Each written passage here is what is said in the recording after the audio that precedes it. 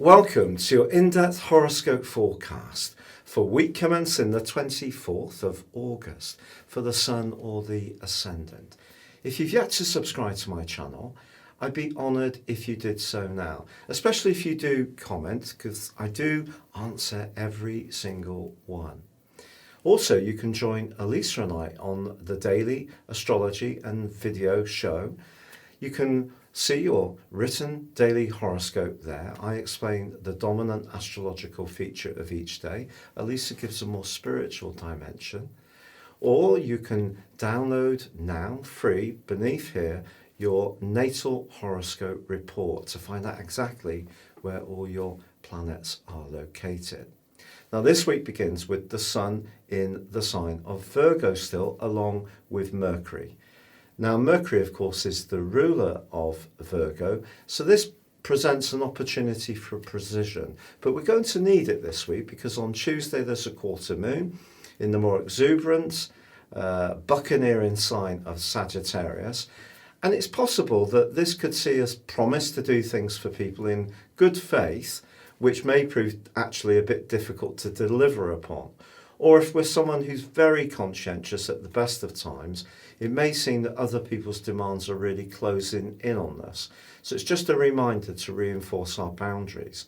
Now Mars, the planet of desire, is still in a right angle with Saturn. This has been going on all month. And of course Saturn is in retrograde, as is Mars. So the clue here is that if we're wanting to make progress about something, we're probably going to need to factor in that it might not go quite as quickly as we like, because Saturn can be like almost a brake that restricts and limits us and creates frustration, quite frankly.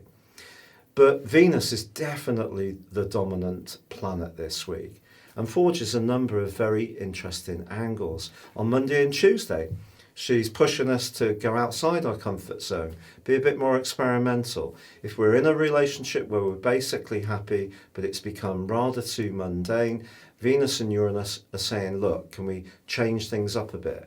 Reimagine how we can do things to recreate the spark. But also Pluto is in conflict with Pluto this week. Now, tiny Pluto is very influential because it is about power. And so when we have Venus opposite Pluto, somebody could offer us something.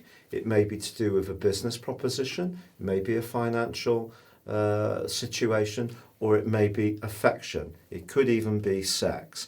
But when Pluto's involved in the mix, we need to be a little bit aware of as to if there's any leverage involved, any catch.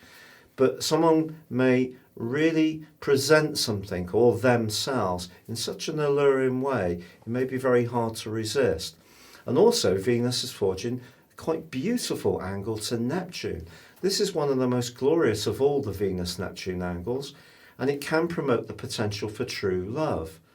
But it is also true to say that Venus is in opposition with Jupiter, which is rather an exuberant link, which kind of encourages us to have fun, to be, although Jupiter's weakened in the sign of Capricorn, it is saying, look, if we can break out and enjoy the good things in life, perhaps spoil ourselves a little bit, because Jupiter can be in Capricorn about luxury, and Venus in Cancer is about creating a reality that's rather warming and comforting.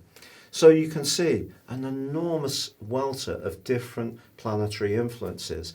The best thing each of us can do is be conscious of sincerity, because with Venus in Cancer, it's a very nurturing, it's a very lovely location, and it can bring out the more mothering instincts within us. But I think if there is somebody perhaps dazzles us with that Uranus energy, who's rather different and dashing, just be conscious of the Pluto energy as well, because the potential for something magical is there this week, but also for some kind of grand deception too. Your specific forecast, Virgo, continues to see the Sun and your ruler Mercury in your sign. What's not to like? This is all about you taking a firmer grip on your life direction, being more focused on your individual ideas, creativity, flair and artistry, And by that, you can give yourself a much needed boost. But you know, your social situation is also calling out to you in a potentially very positive way. And it all comes about because Venus, the planet of love, is in a very sociable part of your scope. But she's forging a great link with Uranus Monday and Tuesday, just like she did last week, which could lead to a last-minute invitation, a flash of attraction to someone in your circle, or an unexpected connection, or it could push you in an existing relationship to try to find ways to reinvigorate things if it has all become a bit mundane.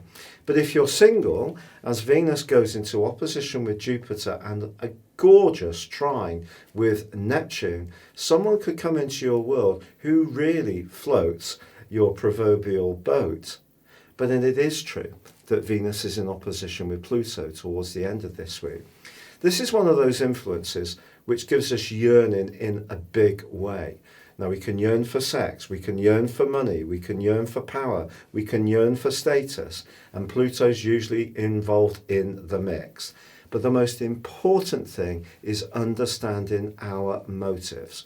So if we go about a pathway of discovery or achievement in a relationship that does involve those things, it's absolutely fine if you and the other person have exactly the same understanding of what the terms of reference are.